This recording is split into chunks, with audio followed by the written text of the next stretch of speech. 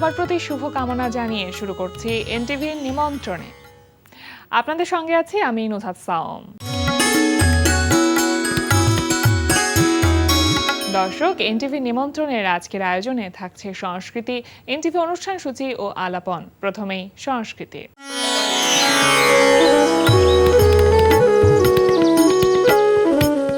লালমাটিয়ার কলাকেন্দ্রে অনুষ্ঠিত হচ্ছে দৃশ্যশিল্পী তানভীর পারভেজের অবগাহী অভিজ্ঞতার স্থাপনা শিল্প প্রদর্শনী। প্রতিদিন বিকেল 4টা থেকে রাত 8টা এই সময়ে প্রদর্শনী চলবে 11 এপ্রিল পর্যন্ত। এবার এনটিভি অনুষ্ঠান সূচি। এবার জানিয়ে দিচ্ছি এনটিভির আজ রাতের বিশেষ বিশেষ অনুষ্ঠানগুলির সময়সূচি। রাত 8:20 থাকছে রান্না বিষয়ক অনুষ্ঠান ফুড ক্যারাভান। রাত 9:30 থাকছে শামস করিমের পরিচালনায় ধারাবাহিক নাটক 7 কিলো 1 গ্রাম। জইলের যে পুলিশে ধরছে, গ্রামের খবর কিছু রাখো। পুলিশে জইলের ধরবো কি লেখা? ও তো এমনি মার্কা মারা, দোষ না করলে সবাই কবে যে ওই করিস।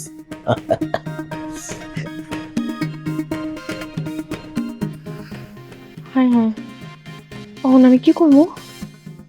জল্লে যদি আমার নামটা কইয়া দেয়। রাত 11:30 সরাসরি সম্প্রচার হবে সাইফুল্লাহ সাইফ ও মোহাম্মদ আনোয়ার শাহাদাত খানের প্রযোজনায় ইসলামী অনুষ্ঠান আপনার জিজ্ঞাসা। পাখালির গানে শুনে তসবি কলরব, তসবি কলরব, আল্লাহ আমার রব, এই রবি আমার সব। এই ছিল এনটিভির আজ রাতের বিশেষ বিশেষ অনুষ্ঠানগুলির সময়সূচি। এবার আলাপন। লালমাটিয়ার কলাকেন্দ্রে অনুষ্ঠিত হচ্ছে তানভীর পারভেজের অবগাহী অভিজ্ঞতার স্থাপনা শিল্প প্রদর্শনী। প্রিয় দর্শক, প্রদর্শনীটি নিয়ে কথা বলতে আজ আমাদের সঙ্গে আছেন দৃশ্যশিল্পী তানভীর পারভেজ। শুভ সকাল ভাইয়া। শুভ সকাল। কেমন আছেন? ভালো আছি, আপনি ভালো আছেন? জি ভালো আছি। আপনার দ্বিতীয় একক প্রদর্শনী, যেটা লালমাটিয়ার কলাকেন্দ্রে চলছে, 13 মার্চ থেকে শুরু হচ্ছে এবং 11 এপ্রিল পর্যন্ত এই প্রদর্শনীটি থাকবে। যেহেতু বেশ কিছুদিন হয়ে গেল, একটু জানতে চাবো যে কেমন যাচ্ছে সবকিছু মিলিয়ে প্রদর্শনী? সবকিছু মিলে ভালো যাচ্ছে। ওপেনিংটা খুব ভালো ছিল। শিল্পী মনিরুল ইসলাম, শিল্পী ঢালিয়াল মামুন, শিল্প সমালোচক আবুল মনসুর এটাকে ওপেন করেছে এবং মোটামুটি ঢাকার বড় বড় যত শিল্পীরা ওইখানে উপস্থিত ছিলেন, সবকিছু মিলে ওপেনিংটা খুব ভালো হয়েছে। তারপরে 2 দিন গেল, সেই 2 দিনে মোটামুটি দর্শক সমাবেশ ভালো ছিল। আচ্ছা, মানে দর্শকরা কি কানেক্ট করতে পারছে কিনা আপনার কাজের সাথে? বেসিক্যালি আমার কাজটাই এটাই হচ্ছে কাজের মজার বিষয়, যে আমি দর্শক যাতে কানেক্ট করতে পারে সেটাই হচ্ছে আমি বলছি যেটা হচ্ছে ইমার্সিভ আর্ট। কারণটা হচ্ছে ইমার্সিভ বা অবগাহী শিল্প মূল কাজটাই হচ্ছে দর্শকের এক্সপিরিয়েন্সটা এখানে মুখ্য বিষয়। এখানে শিল্পী কিছু আসলে উপাত্ত হাজির করে, মানে আপনার ডেটা হাজির করে। সেই ডেটার উপর শিল্পী কোনো ন্যারেটিভ তৈরি করে না। আমাদের সোসাইটিতে এখন অনেক বেশি ন্যারেটিভ, এবং এই ন্যারেটিভের জঞ্জালে আমরা খুব ব্যস্ত হয়ে যাই। ফলে আমি কোনো নির্দিষ্ট ন্যারেটিভ দর্শকের সামনে হাজির করিনি। দর্শকের সামনে এমন কিছু জিনিস হাজির করেছে আপনার যেটা দেখে দর্শকের এক ধরনের অবগাহন তৈরি হয় এবং সেই অভিজ্ঞতার ভেতর দিয়ে যাবে। আচ্ছা, এই প্রদর্শনীর শিরোনাম হচ্ছে উপাত্ত আকাঙ্ক্ষা পরম। ইংরেজিতে বলি তাহলে ডেটা ডিজায়ার ডিভিনিটি। মানে কেন আসলে? আমি আসলে এই ধরনের কাজ শুরু করি 2015 সালের দিকে। 2015 সালে যখন আমি প্রথম কাজ করি, সেটা একটা গল্প আছে এরকম যে বেসিক্যালি আমি অফিস থেকে ফিরে, আমি একটা কর্পোরেটে কাজ করি, সেখান থেকে ফিরে বাসায় ফিরলে আমার সাথে আমার মা থাকতেন। তখন মা টিভি সিরিয়াল দেখতেন। তো মাকে যেহেতু সারাদিন একা থাকতেন মা, আমার ওয়াইফও চাকরি করে, ফলে মা যেহেতু একা থাকতেন, তো মাকে সঙ্গ দেওয়ার জন্য মায়ের পাশে বসে বসে আমিও সিরিয়াল দেখতাম। সিরিয়াল যে আমি খুব মানে আগ্রহ নিয়ে দেখতাম সেরকম না, মাকে জাস্ট সঙ্গ দেওয়ার জন্য দেখা। দেখতে যে মা আবার তার সিরিয়ালের চরিত্রগুলোকে আমাকে ব্যাখ্যা করতেন। তো ফলে আমাকে এটা শুনতে হতো এবং না শুনলে একটু বিরক্ত হতেন। তো ওই সময় আমার একটা আইপ্যাড ছিল, আমি ড্রয়িং করতাম। তো ড্রয়িং করলে তো আসলে কনসেন্ট্রেশনটা বেশি দিতে হয়। তো মায়ের কথা অনেক সময় শুনতাম না, না শুনলে একটু খেপে যেতেন। তো ওই খেপে যাওয়ার পর থেকে আমি একটা নতুন জিনিস শুরু করলাম, যে আমার কাছে প্রচুর মোবাইল ইমেজ ছিল। ওই ইমেজগুলো নিয়ে আমি খেলা শুরু করলাম, যে মানে এনিথিং ক্যান বি আর্ট, সেই আইডিয়া থেকে আমি ওইগুলোকে নিয়ে শুরু করি। তখন ওইটাতে মনোযোগটা কম দেওয়া যায়, কারণ এটা আমি আসলে কি করছি আমি নিজেও জানি না। ফলে এরকম করতে করতে এক সময় 2016-17 দিকে আমার ওই ইমেজগুলো দেখে, আমি যেটা তৈরি করলাম ওই ইমেজগুলো দেখে মনে হলো যে এটার একটা সম্ভাবনা আছে। আচ্ছা, দিস ইজ দ্য মানে অন লটস অফ পসিবিলিটিস এখানে। আমাকে যে রং দিয়ে ছবি আঁকতে হবে এমন না আসলে। ফলে এগুলো নানান রকম আকৃতি ধারণ করলো, এইটা আমাকে খুব করেছে। কিন্তু এগুলো দর্শকের সামনে আনবো এটা আমি কখনো ওইভাবে ভাবিনি। তো 2023 সালের দিকে আমার মা ডিমেনশিয়া আক্রান্ত হয়। আচ্ছা, ডিমেনশিয়া আক্রান্ত হওয়ার পরে আমরা ডাক্তারের কাছে যাওয়ার পরে ডাক্তার যেটা বললেন যে ওনার ব্রেন ফ্লুইড ড্রাই হয়ে যাচ্ছে, ফলে উনি নিয়ার পাস্ট মনে রাখতে পারবেন না, এবং উনিও তার অতীত সব মনে থাকবে, কিন্তু খুব আজকের দিনে যে ঘটনা ঘটেছে ওটা তার মনে থাকবে না। প্রথম দিকে মায়ের কিছু জিনিস হতো, আমার বাবা মারা গেছে প্রায় 20 বছর তখন। তো ওই সময় মা প্রতি রাতে বলতো যে আমার বাবা তার কাছে আসে এবং কথা বলে, এবং যখন সে আবার কানেক্ট করতে পারতো তখন সে আবার বলতো যে আমার ভয় হয় রাতের বেলা। তো মায়ের জন্য আমি রাতের বেলা মায়ের পাশে বসে থাকতাম, প্রায় সময় বসে বসে আমি ওই কাজ করতাম। তো একটা জিনিস হয়েছে এর মধ্যে দিয়ে আমি একটা জিনিস উপভোগ করলাম যে আমি মাকে যখন আমি রিড করি তখন আমি দেখলাম যে উনি একই সাথে 3 ধরনের স্তরে বাস করে, মানে রিয়েলিটির স্তরটা তার 3-4 রকম হয়ে যায়। একটা হচ্ছে সে তার অতীতকে লালন করে, ওইটা বলে। একটা হচ্ছে তার যে সে যে বাবা আসে, এটা তো সে এইটা তো রিয়েলিটি না আসলে, কিন্তু তার কাছে এই রিয়েলিটি সে কাল্পনিক জগৎ, সেটা দেখে এবং সে এটা বিলিভও করে।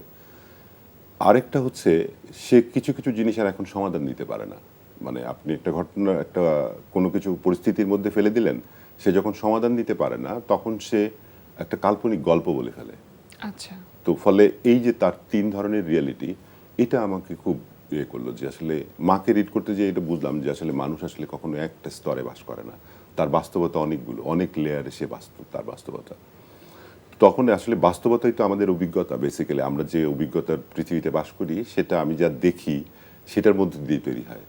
ফলে এটা নিয়ে আমি তখন অনেক করা শুরু করি, এবং তখন আমার মনে হয় যে আমার এই কাজগুলো তো আসলে এরকম, এই বাস্তবতা তো আমি দেখিনি, যে বাস্তবতা আমার হাতে তৈরি হচ্ছে, তার মানে এটা আমার একটা মানে আলাদা একটা বাস্তবতা যেটার সাথে আমি এখনো কানেক্ট করতে পারিনি। তো ওই কাজগুলো নিয়ে তখন আমি খুব সিরিয়াসলি কাজ করা শুরু করি। এটা হচ্ছে এটা স্টার্টিং। তো এর মধ্যে চিত্রশিল্পী দিলারা বেগম জলি, উনি মানে ওনার সাথে, এবং ঢালিয়াল মা ওনাদের সাথে, ওনার যেহেতু আমার শিক্ষক এবং আমাদের খুব ক্লোজ ছিল, আমি যখন চিটাঙে পড়ি, তো জলি আপা আমাকে ফার্স্টে বলে যে তুমি এটা বড় করে প্রিন্ট দিতে পারো, প্রিন্ট করে তুমি দেখতে পারো যে এটা কিন্তু একটা পসিবিলিটি আছে। তো ওইটা জলিপা অনেকবার বলেছে, কিন্তু ওই ইন্সপিরেশনটা করেনি, সিরিয়াসলি নিইনি। পরে যখন এশিয়ানে আমি খুব সাহস করে আমি বেশ কিছু কাজ উপস্থাপন করে ফেলেছিলাম, সেটা কি ইনস্টলেশনের পার্ট ছিল ওইটা। কিন্তু ওই কাজগুলো দেখে মোস্তফা জামান থেকে শুরু করে অনেকেই, আর্ট ক্রিটিক, ওরা সবাই বললো যে এগুলো তো খুব সুন্দর কাজ, ফলে তুমি তো এটা নিয়ে কাজ করতে পারো, তুমি এটা দর্শকের সামনে আনো। ওই জিনিসগুলো আসলে এই এক্সিবিশনে কাজ করেছে। এবং বেসিক্যালি আমি যেই এক্সারসাইজটার মধ্যে দিয়ে, যে রিসার্চের মধ্যে দিয়ে গেছি, আমি সেই কারণেই বলছি যে ডেটা ডিজায়ার ডিভাইনিটি। কারণ ডেটা হচ্ছে আপনি যা দেখেন আসলে কি হয় আমাদের জীবনে, আমরা কিভাবে দেখি। আমরা দেখি হচ্ছে যখন আপনি একটা গাছের দিকে তাকান, আপনি সেখানে অনেক কিছু, ছোটবেলা থেকে আপনি অনেক কিছু তৈরি করতেন ওই গাছের ছায়া থেকে। আপনি যখন চাঁদের দিকে তাকান তখন একটা মানুষের মুখ তৈরি করেন ওই চাঁদে, ফলে আসলে তো এটা রিয়েল না, কিন্তু আপনার কাছে এটা রিয়েল আসলে। হ্যাঁ, ফলে এই যে মানুষের দেখা দিকে, এটাকে এই পার্টটাকে বলা হয় প্যারাডালিয়া, আপনার মেডিকেল নিউরোমেডিকেলের ভাষায়। এই প্যারাডালিয়া হচ্ছে এটা মানুষের প্রবণতা। মানুষ আদিকাল থেকেই যখন কোনো কিছু দেখে তার একটা ব্যাখ্যা তৈরি করতে চায়, এবং ওইটাই হচ্ছে তার একটা জগৎ। ফলে এই এখন ডেটাটা হচ্ছে আপনার কাছে ইনগ্রেডিয়েন্ট বা ডেটা, আকাঙ্ক্ষাটা হচ্ছে আবার আরেকটা স্টেজ, যে স্টেজে আপনি আসলে যা চোখ দিয়ে দেখেন সেটা কিন্তু আপনি বলেন না। আপনি চোখ দিয়ে দেখেন যা, তার মাত্র 10% আপনি বলেন, বাকিটা হচ্ছে আপনি যেভাবে গ্রোন আপ হন, সেই গ্রোন আপের ভেতর দিয়ে আপনার যে অভিজ্ঞতা, আপনার যে দৃষ্টিভঙ্গি তৈরি হয়, আপনি সেই অভিজ্ঞতাটা বলেন। আপনি রাঙামাটি ঘুরে আসেন, আপনার 3 বোন বা আপনার বন্ধু বান্ধব নিয়ে ঘুরে আসেন, সবাই গল্প আলাদা বলবে। ফলে তার বেড়ে ওঠার উপর আসলে এই ওই জগৎটা তৈরি হয়। আর ডিভিনিটি এই অর্থে যে ডিভিনিটি আমাদের আকাঙ্ক্ষা, ডিভিনিটি হচ্ছে আমরা পৌঁছতে চাই ওই জায়গাটাতে, কিন্তু আমরা সবসময় এটা পারি না। আমাদের প্রত্যাশা, ফলে এর মধ্য দিয়ে কিন্তু ধর্ম তৈরি হয় ভাবে। আপনি যে ঈশ্বরকে দেখেন সেই ঈশ্বর কিন্তু ডিভিনিটিতে বাস করে। ডিভিনিটি এখানে আমি ঈশ্বরের কথা বলছি না, আমি দেবতার কথা বলছি না, কিন্তু আপনার যে এক ধরনের মহাসমুদ্রের সামনে দাঁড়ালে আপনার যে ফিলিংস হয় যে আপনি একটা যে জগৎটা আপনি রিড করতে পারেন না, কিন্তু এটা অবস্কিউর থাকে আপনার কাছে, হ্যাঁ, সেই জগতে আপনি পৌঁছান। ফলে এইটা হচ্ছে আপনার এক ধরনের অভিজ্ঞতা। ফলে আমার ওই কাজগুলোতে আমি ওইটাই চেষ্টা করেছিলাম। ফলে এটাই হচ্ছে যে কারণে এই নাম নির্ধারণ করা হয়েছিল যে উপাত্ত আকাঙ্ক্ষা পরম। তার মানে একটা হচ্ছে ম্যাটেরিয়ালিস্টিক, একটা হচ্ছে কল্পনা, আর একটা হচ্ছে ফ্যান্টাসি। ঠিক এরকম ভাবে আপনি এটাকে ফ্যান্টাসি, ম্যাটেরিয়ালিস্টিক এগুলোকে কিন্তু আপনি এভাবেই দেখেন, ডেটা ডিজায়ার ডিভিনিটিতে দেখেন। আচ্ছা, হ্যাঁ, ফলে এটা ঠিক এরকম ভাবে বলা যাবে না। এগুলো আপনি কিছু ধরনের কথা বলছেন। আমি একটু জানতে চাইবো যে অবগাহী অভিজ্ঞতার স্থাপনা শিল্প বা ইমার্সিভ ইনস্টলেশন আর্ট, এটা আসলে মূলত কিভাবে করে আপনি পোর্ট্রেট করবার চেষ্টা করছেন? আপনি পেছনের গল্পটা বলছিলেন। হ্যাঁ, আমি যেভাবে করেছি বেসিক্যালি সারা পৃথিবীতে এখন যেটা হয় যে একটা সময় ন্যারেটিভ নির্ভর কাজ ছিল, যে আর্টিস্ট একটা তার ক্যানভাসের মধ্যে একটা গল্প বলতো, বা তার স্থাপনা শিল্পের মধ্যে একটা গল্প বলতো, কিংবা তার যে স্কাল্পচার এটার মধ্যে একটা গল্প বলতো, আমরা সেটাকে আর্টিস্টেরটা রিড করতে চাইতাম। কিন্তু এটা হচ্ছে আপনার যখন ইমপ্রেশনিজম হয় তখন ক্লদ মনে ফার্স্ট একটা কাজ করে, উনি কিছু ওয়াটার লিলি ছবি আঁকে এবং একটা গোল গ্যালারির মধ্যে, ওভাল একটা গ্যালারির মধ্যে আপনার এটা প্রদর্শনী করে, এবং ছবিগুলো এমনভাবে থাকে যে ইমেজ যখন আপনাকে এমনভাবে চারিপাশে ঘিরে থাকে তখন আপনি একটা অভিজ্ঞতার মধ্যে চলে যান। আপনি কিন্তু আর আর্টিস্টের কথা ভাবেন না, আপনার নিজের একটা অভিজ্ঞতা সেখানে তৈরি হয়। তো এটা হচ্ছে ইমার্সিভ আর্টের একটা বড় ফ্যাক্ট।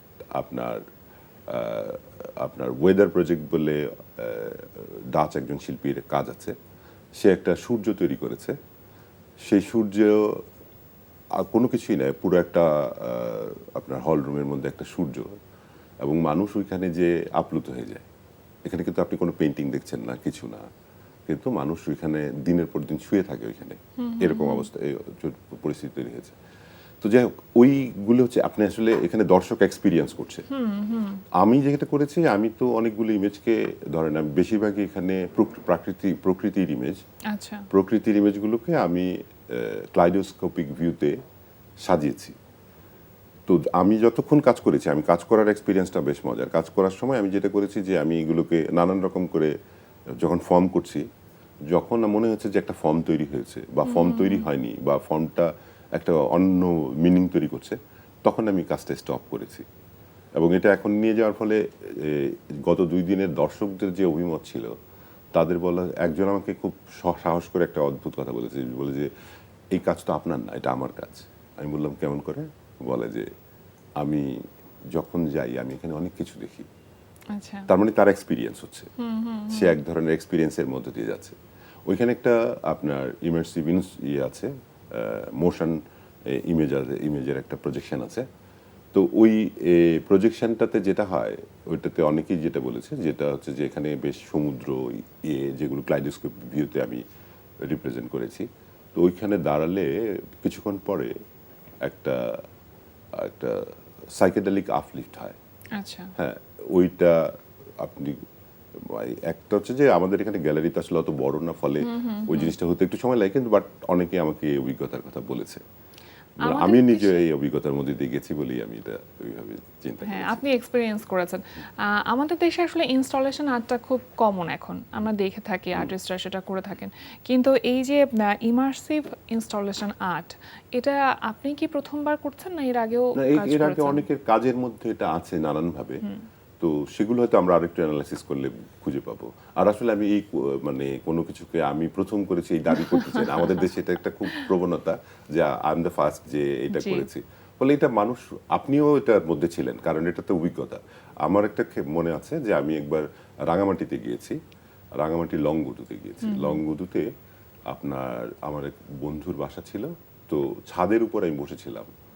ওই সময় ওইখানে ইলেকট্রিসিটি ছিল না, ফলে রাতের বেলা আপনার পূর্ণিমার চাঁদ কর্ণফুলী নদীতে পড়েছে, আমি তখন ফিল করেছি যে, আমি তখন ব্যাখ্যা করতে পারিনি কিন্তু আমি ফিল করেছি যে আমি আসলে একটা ইমার্সিভ সিচুয়েশন আছি। আচ্ছা, ফলে এই অভিজ্ঞতা কিন্তু আপনার হয়েছে, আপনার সবারই হয়। সবারই কোনো না প্রকৃতির কোনো জায়গায় কাছাকাছি হয়। গেলে মনে হয় হ্যাঁ, সবারই এটা সেটা হয়। এবং শুধু তাই না, অনেক সময় আমাদের অনেক ভালো কথা শুনলে এটা হইতে পারে। আপনি মিউজিক, খুব ভালো মিউজিক খুব দ্রুত ইমার্সিভ কন্ডিশনে নিয়ে যেতে পারে মানুষকে, মিউজিক আপনাকে নিয়ে যেতে পারে। এই যে প্রকৃতি এবং টেকনোলজি দুই রকমের ব্যাপার, এবং আপনি টেকনোলজি নিয়েই আসলে মূলত কাজগুলো করছেন, সেই প্রক্রিয়াটা আসলে কেমন থাকে আপনার ক্ষেত্রে? আমি একটা জিনিস বিলিভ করি যে শিল্পের জন্য কোনো মাধ্যম স্পেসিফিক নেই। শিল্প যে কোনো কিছুতে হতে পারে, আপনি যে কোনো কিছুকে উপস্থাপন করেন। আপনি যখন একটা বাজার থেকে একটা ফুল পছন্দ করেন, সেটা আপনার রুচি দিয়ে পছন্দ করেন, ফলে এটা আপনার কাছে কিন্তু এক ধরনের শৈল্পিক মনোভঙ্গির প্রকাশ হয়। টেকনোলজি, এখন তো এটাই বাস্তবতা যে আপনি টেকনোলজির বাইরে কাজ যেতে পারবেন না। আপনি আসলে টেকনোলজি আপনাকে নানানভাবে গ্রিপ করেছে। আপনি যদি 60s কিংবা সেকেন্ড ওয়ার্ল্ড ওয়ারের কথা ভাবেন, তখন মানুষ যখন দ্বিতীয় শিল্প বিপ্লবের পরে পৃথিবীতে আসলো, তখনই মানুষ বুঝে গেছে যে টেকনোলজি হচ্ছে তার তাবৎ সবকিছুর একটা অনুষঙ্গ, এটা বাইরে কিছু না। কিন্তু আমার কাছে মূল জায়গাটা এটা না। মূল জায়গাটা হচ্ছে, আমি মনে করি যে শিল্প হচ্ছে নলেজের একটা অনুষঙ্গ, আসলে আপনার জ্ঞানের একটা অনুষঙ্গ। শিল্প শুধু উপভোগের অনুষঙ্গ না, আপনি যেখানে জ্ঞান তৈরি হয় সেটা একটা অনুষঙ্গ বা জ্ঞানের কাণ্ডের একটা অংশ। ফলে আমি এটাকে মনে করি খুব রিসার্চেবল কাজ, এবং এটা আসলে ওইভাবেই করা উচিত। টেকনোলজি তো আসতেই পারে। আপনি এখন, আমার মনে হয়েছে যে এই কাজগুলো যদি আমি টেকনোলজি নির্ভর না করতাম, তাহলে তো আসলে আমি মানুষকে এই আপলিফ্টে নিতে পারতাম না। ফলে সেজন্য আমি মাধ্যম বেছে নিয়েছি। যদি আগামী দিন মনে হয় যে আমি খুব একেবারে অয়েল পেন্টিং এ এটা করতে পারবো, আমি সেটা অয়েল পেন্টিং এ করবো। আসলে আমার কাছে মিডিয়া কোনো স্পেসিফিক বিষয় না। আচ্ছা, আর যে কাজগুলো আসলে এই আপনার এই প্রদর্শনীতে এক্সিবিট হচ্ছে, এটার এই ধরনের কাজগুলোর আসলে স্থায়িত্বটা কিভাবে এনশিওর করছেন আপনি? আপনার 60s একটা আরো একটা মজার ঘটনা ঘটেছে যে 60s যখন আপনার শিল্প পণ্যের দামে সেল হয়, মানে শিল্প যখন, মানে আর্ট তো আসলে মানে কোনো পণ্য না, ফলে সেটা যখন, এটা তো নলেজের পার্ট, ওরা তখন এটা বুঝেছিল যে এটা ফলে ওরা যেটা ইয়ে করেছে যে আর্টের একটা টেম্পোরারিটি বলে একটা অ্যাস্থেটিক্স আছে, যে আর্ট স্থায়ী কোনো কিছু না। আপনি অনেক ল্যান্ড আর্ট আছে, ক্রিস্টো বলে একজন আছে, যিনি, যার কাজ হয়তো 2 সপ্তাহ বা 3 মাস বা 1 বছর ছিল, তারপরে সেটা সে তুলে নিয়ে গেছে, তারপরে আর ওইটা ইয়ে ছিল না। যেমন ধরেন আপনার হিটলার যেখান থেকে আপনার সেকেন্ড ওয়ার্ল্ড ওয়ার ইয়ে করতো, রকফেলার, আমি ঠিক নামটা মনে নেই, ওই বিল্ডিংকে সে কাপড় দিয়ে ঢেকে দিয়েছিল, ফলে ওইটাই আর্ট ওয়ার্ক। হ্যাঁ, আপনার এরকম আবার 2টা পাহাড়ের মধ্যে একবার সে একটা লাল পর্দা ঝুলিয়ে দিয়েছিল। This is artworks. তো ফলে এইগুলো তো আপনি সারা জীবন ধরে রাখতে পারবেন না, কিন্তু এটা আর্টওয়ার্ক আসলে। এবং এই শিল্পের যে স্থায়ী, আমি কিন্তু মনে রেখেছি, কিংবা আপনি দেখলে আপনারও মনে থাকবে এই কাজগুলো, বা এগুলোর এখনো বইপত্রে প্রচুর এগুলোর উদাহরণ আছে। ফলে শিল্পকে স্থায়ী হতে হবে এমন কোনো ব্যাখ্যা নেই। শিল্প আসলে মানুষকে ওই স্তরে নিতে পারলো কিনা জ্ঞানের, সেটা হচ্ছে শিল্পের মূল, সেই অভিজ্ঞতাটা দিতে পারলো কিনা, এটা হচ্ছে মূল বিষয়। খুব ভালো লাগলো ভাই আপনার সাথে কথা বলে। আগামী দিনগুলোর জন্য অনেক অনেক শুভকামনা রইলো, বিশেষ করে এই যে প্রদর্শনী চলছে এখন লালমাটিয়ার কলাকেন্দ্রে, সেই প্রদর্শনীর জন্য অনেক অনেক শুভকামনা। আপনাকে ধন্যবাদ। আর সকল দর্শককে বলবো যে আমার এক্সিবিশনে আসে, আপনিও এর একটা পার্ট হন, তাতে আমার হয়তো ভালো লাগবে, আপনারও বোধহয় ভালো লাগবে। অবশ্যই।